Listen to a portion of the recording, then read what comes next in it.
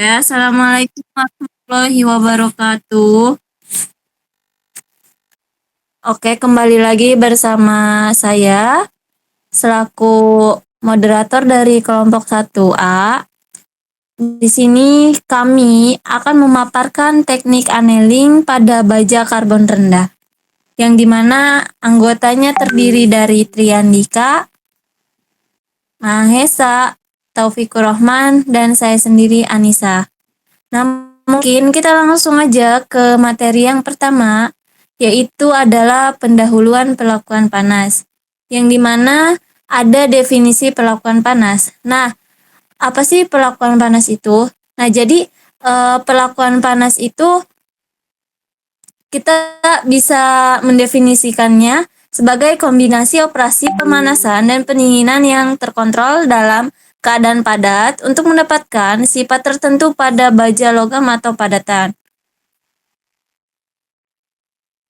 Nah, adapun untuk tujuan perlakuan panas, yaitu untuk memperoleh logam yang keras, lunak, ulet, meningkatkan mampu mesin, serta menghilangkan tegangan sisa. Nah, di sini juga ada pentingnya perlakuan panas di industri, yaitu satu, untuk menjamin kekuatan dan daya tahan material, kedua, peningkatan umur pakai dan keandalan produk, tiga, menyesuaikan sifat material untuk aplikasi spesifik, empat, pengurangan biaya perawatan dan produksi, lima, menghilangkan tegangan sisa dan mencegah deformasi, enam, meningkatkan ketahanan terhadap korosi dan suhu tinggi, yang ketujuh, mengoptimalkan penggunaan material, serta yang kedelapan yaitu kepatuhan terhadap standar kualitas. Nah, di sini ada definisi annealing. Annealing atau perlakuan panas logam dengan pendinginan yang lambat, yang bertujuan untuk memindahkan tekanan internal atau mengurangi atau juga menyuling struktur kristal. Nah, itu termasuk memanaskan logam sekitar 25 derajat Celcius di atas temperatur kritis bagian atas, mempertahankannya dalam beberapa waktu, dan kemudian didinginkan pelan-pelan ditunggu perapian. Nah, pemanasan pada suhu yang sesuai diikuti dengan pendinginan pada kecepatan yang sesuai dikenal sebagai annealing. Oke, di sini ada proses annealing. Nah, proses annealing itu terbagi menjadi 3 bagian, yaitu fase recovery, fase rekristalisasi, yaitu fase grain growth. Nah, untuk fase recovery ialah hasil dari pelunakan logam melalui pelepasan cacat kristal. Yang fase rekristalisasi yaitu fase di mana butir nukleat baru dan tumbuh untuk menggantikan cacat-cacat oleh tegangan dalam. Nah, fase grain growth atau tumbuhnya butir yaitu fase mikrostruktur mulai menjadi kasar dan menyebabkan logam tidak terlalu memuaskan untuk proses pemesinan. Oke, di sini ada sifat annealing, yaitu ada softening atau pelunakan, ialah sebuah usaha untuk menurunkan sifat mekanik agar menjadi lunak dengan cara mendinginkan material yang sudah dipanaskan di dalam tungku. Yang kedua ada hardening, yaitu pengerasan, ialah usaha untuk meningkatkan sifat material, terutama kekerasan dengan cara celup cepat atau quenching. Material yang sudah dipanaskan ke dalam suatu media berupa air garam maupun oli. Nah, adapun tujuan dari annealing yaitu untuk menghasilkan perlit yang kasar atau coarse perlit, tetapi lunak dengan pemanasan sampai austenisasi dan didinginkan secara perlahan-lahan dalam tungku pemanas atau furnace, yang bertujuan untuk memperbaiki ukuran butir serta dalam beberapa hal juga memperbaiki machinability. Nah, di samping itu juga pelunakan juga dilakukan untuk meningkatkan keuletan dan mengurangi tegangan dalam menyebabkan material berperilaku getas. Nah, di sini untuk pemaparan materi dari saya mungkin cukup, maka akan dilanjutkan oleh rekan saya yang bernama Mahesa yang akan melanjutkan bahan material. Mungkin kepada Mahesa dipersilahkan. Baik, terima kasih atas waktunya, Mbak Anissa. Selanjutnya yaitu materi tentang bahan material. Jadi, baja karbon rendah merupakan baja yang keras karena kadar karbonnya yang sedikit. Baja ini disebut dengan baja ringan atau mild steel atau baja perkakas yang mengandung karbon kurang dari 0,3%. Setiap 1 ton baja karbon rendah mengandung 10 sampai dengan 30 kg karbon.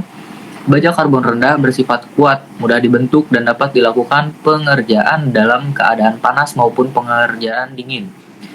Arti dari ST itu sendiri adalah singkatan dari steel atau baja, sedangkan angka 37 berarti menunjukkan batas minimum untuk kekuatan tarik yaitu 37 km per milimeter kuadrat. Selain itu, adapun penggunaannya, baja ini dapat dijadikan mur, baut, ulir, sekrup, dan lain-lain. Baik, bisa di next, Mbak Anissa. Ya, selanjutnya yaitu proses annealing pada baja karbon rendah. Annealing melibatkan 3 tahap utama, ada pemanasan, lalu penahanan suhu, dan pendinginan perlahan. Adapun berikut rincian tiap tahap dalam konteks baja karbon rendah. Jadi di pemanasan, baja karbon rendah dipanaskan hingga suhu di atas critical temperature atau sekitar 720 sampai dengan 750 derajat, yang merupakan suhu di mana baja berubah menjadi fase austenite atau pada suhu ini struktur mikro baja mengalami perubahan dari fasa ferrit dan pearlite menjadi fasa austenite yang lebih seragam. Yang kedua ada penahanan suhu. Baja ditahan pada suhu ini untuk waktu tertentu tergantung pada ketebalan material, sehingga seluruh bagian baja mencapai keseragaman temperatur. Yang ketiga ada pendinginan perlahan.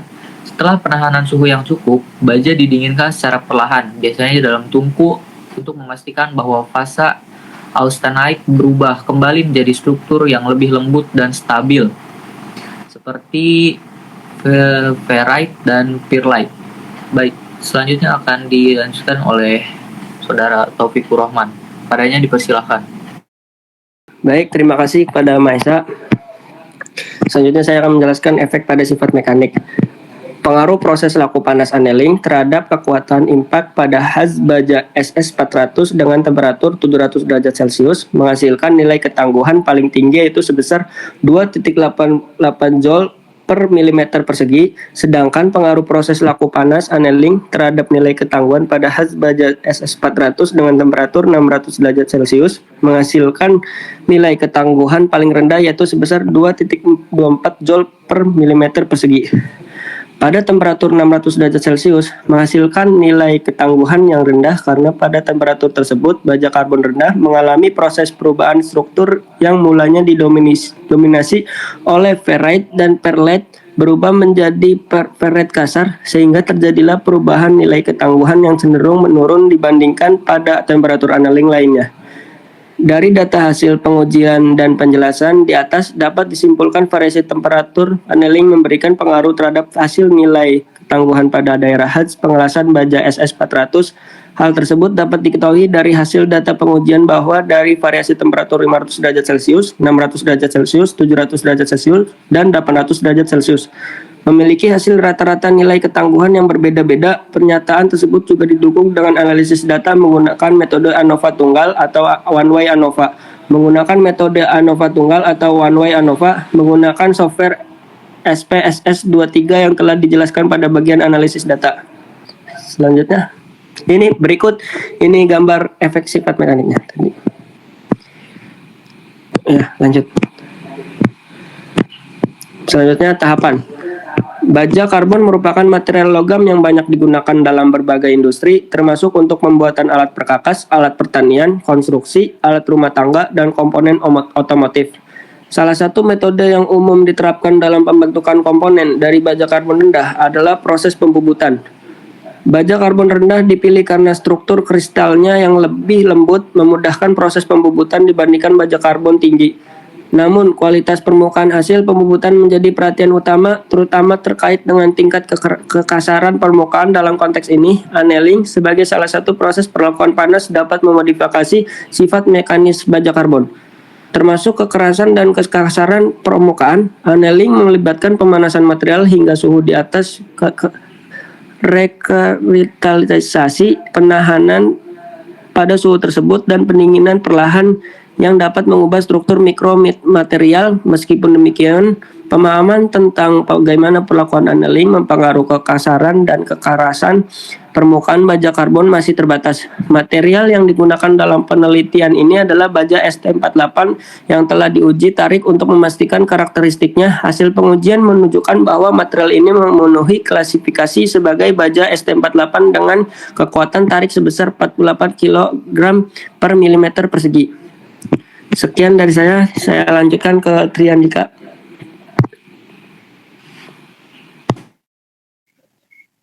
Lanjut nih. Oke, terima kasih kepada Taufik yang telah memberikan saya kesempatan untuk menjelaskan materi. Di sini ada penerapan dan aplikasi baja karbon rendah yang telah dianel. Dan ini adalah gambarnya, bisa dilihat 900 derajat Celcius, 800 derajat Celcius, 700 derajat Celcius, hingga 600 derajat Celcius. Di sini ada baja karbon merupakan material logam yang banyak digunakan dalam berbagai industri, termasuk untuk pembuatan alat perkakas, alat pertanian, konstruksi, alat rumah tangga, dan komponen otomotif yang tadi juga sudah dijelaskan oleh Saudara Taufik. Salah satu metode yang umum diterapkan dalam pembentukan komponen dari baja karbon rendah adalah proses pembubutan. Baja karbon rendah dipilih karena struktur kristalnya yang lebih lembut, memudahkan proses pembubutan dibandingkan baja karbon tinggi. Jadi, baja karbon yang mengandung kristal itu lebih lembut dibandingkan baja karbon tinggi gitu, dari baja karbon rendah. Namun, kualitas permukaan hasil pembubutan menjadi perhatian utama, terutama terkait dengan tingkat kekasaran permukaan. Dalam konteks ini, annealing sebagai salah satu proses perlakuan panas dapat memodifikasi sifat mekanis baja karbon, termasuk kekerasan dan kekasaran permukaan. Annealing melibatkan pemanasan material hingga suhu di atas berkristalisasi, penahanan pada suhu tersebut, dan pendinginan perlahan yang dapat mengubah struktur mikromaterial. Meskipun demikian, pemahaman tentang bagaimana perlakuan panas annealing mempengaruhi kekerasan permukaan baja karbon masih terbatas. Material yang digunakan dalam penelitian ini adalah baja ST48 yang sudah dijelaskan juga oleh Mas Taufik, yang telah diuji tarik untuk memastikan karakteristiknya. Hasil pengujian menunjukkan bahwa material ini memenuhi klasifikasi sebagai baja ST48 dengan kekuatan tarik sebesar 48 kg per milimeter persegi. Berikut baja ST48 yang telah diuji tarik untuk memastikan karakteristiknya. Hasil pengujian menunjukkan bahwa material ini memenuhi klasifikasi sebagai baja ST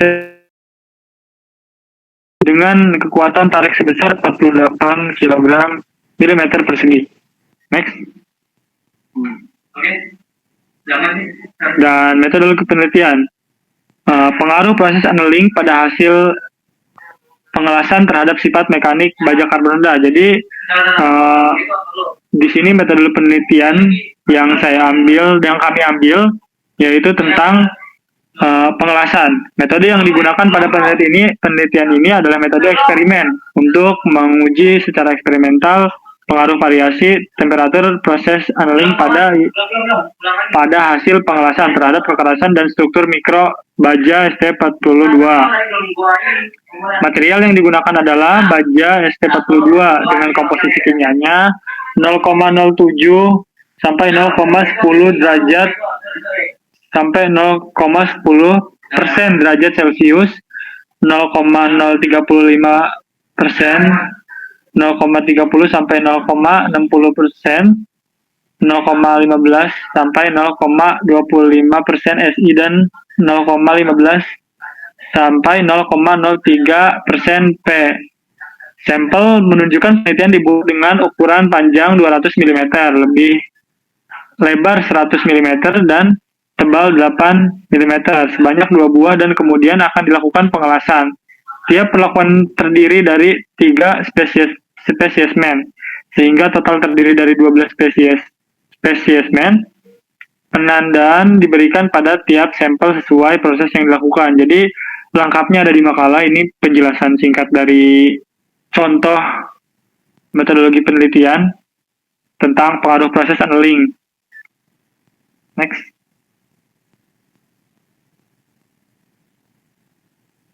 Nah, di sini ada tahapan penelitian. Tahapannya yaitu ada pelaksanaan pengelasan, pemanasan annealing, pendinginan dalam dapur, dan pengujian sampel. Yang kedua ada baja ST48.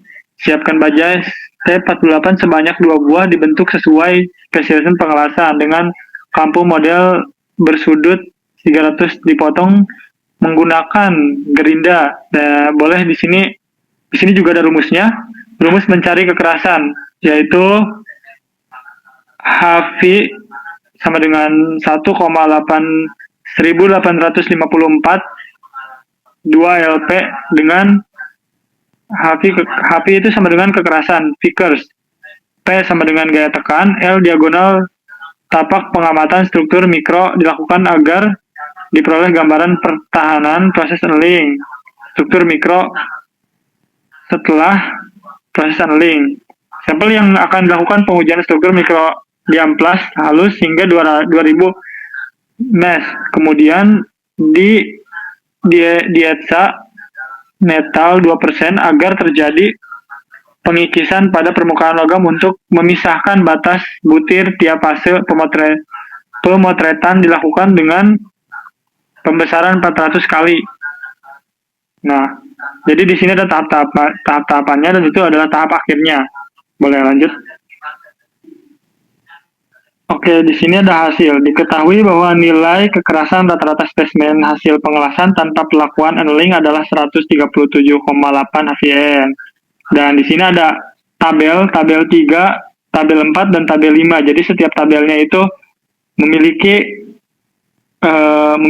HVN yang berbeda-beda dengan suhu yang berbeda-beda. Dan di sini juga diketahui bahwa nilai kekerasan rata-rata spesimen hasil pengelasan semakin mengalami penurunan yang drastis setelah proses annealing pada suhu 7000 derajat Celcius, yaitu 125,13 HVN. Selanjutnya,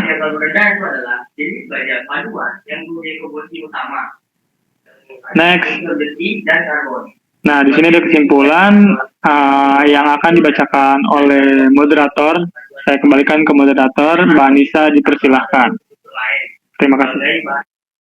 Oke, sebelumnya terima kasih kepada teman-teman yang sudah memaparkan materi hari ini, malam ini. Di sini saya akan menyimpulkan materi kami, yaitu tentang annealing. Kesimpulannya yang dapat diambil yaitu proses annealing pada baja karbon rendah merupakan perlakuan panas yang bertujuan untuk memperbaiki sifat mekanis material. Tujuan utama annealing adalah untuk meredakan tegangan internal, memperbaiki struktur mikro, meningkatkan keuletan, serta mengurangi kekerasan baja karbon rendah. Baja karbon rendah yang mengalami proses annealing memiliki sifat mekanik dan mikrostruktur yang dioptimalkan untuk digunakan dalam komponen teknik. Secara keseluruhan, proses annealing membuat baja karbon rendah lebih stabil, mudah dibentuk, dan lebih cocok untuk berbagai aplikasi teknik tanpa mengorbankan sifat mekaniknya. Mungkin itu saja pemaparan materi dari kelompok 1A. Kurang dan lebihnya kami mohon maaf. Wabillahi taufiq wal hidayah. Wassalamualaikum warahmatullahi wabarakatuh. Waalaikumsalam. Terima kasih moderator.